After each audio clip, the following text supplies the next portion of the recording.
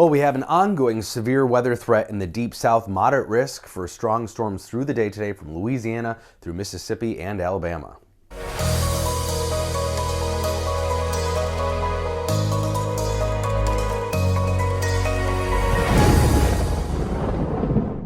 So moderate risk, level 4 out of 5. We have ongoing severe storms that have been going for the last several hours across Louisiana, moving into Mississippi, Alabama, the whole southern Gulf Coast here, really under fire from these strong storms that are going. An increased risk of EF2 or greater tornadoes.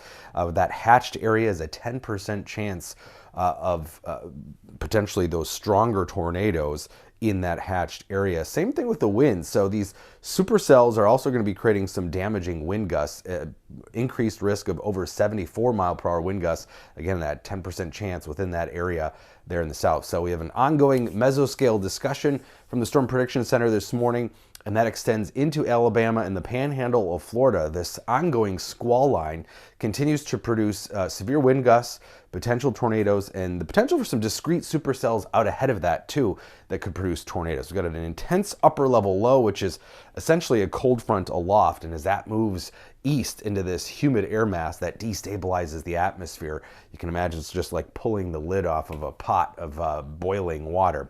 So ongoing storms, as I mentioned, this radar and satellite imagery we're looking at here is from the mid-morning here Wednesday.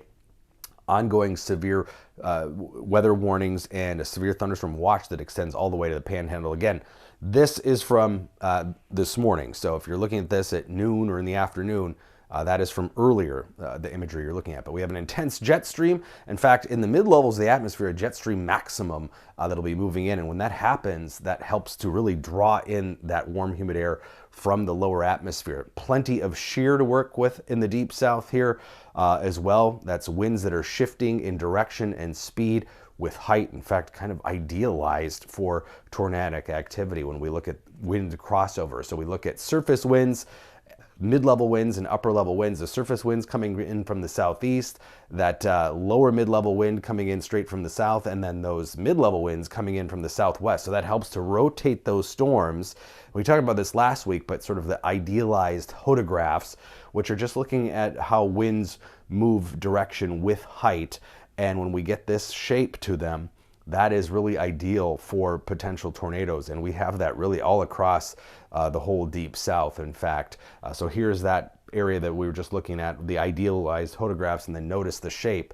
All matches that in Louisiana, Mississippi, and Alabama. Plenty of juice too. Not a lot of sunshine, but enough dew points. And with that cooler air moving in aloft, that is destabilizing things here. Enough energy or instability across the south to just keep fueling that squall line and the potential for stronger storms out ahead of it. So the significant tornado parameter, pretty decent here across the south through the day. These are some of the earlier model runs. Some of the later model runs this morning, pushing that energy a little further south, kind of matching what's going on with the storms as they keep going on. But you get the idea. Measuring the updraft tracks, basically updraft helicity tracks, we'll continue to see these strong storms producing those updrafts right through Mississippi. This is through 5 p.m. and then into Alabama. Potential for more severe storms further north into Mississippi and Alabama too, but the strongest storms are expected to stay here in the south, really along the Gulf. So here's that squall line about 1 o'clock p.m.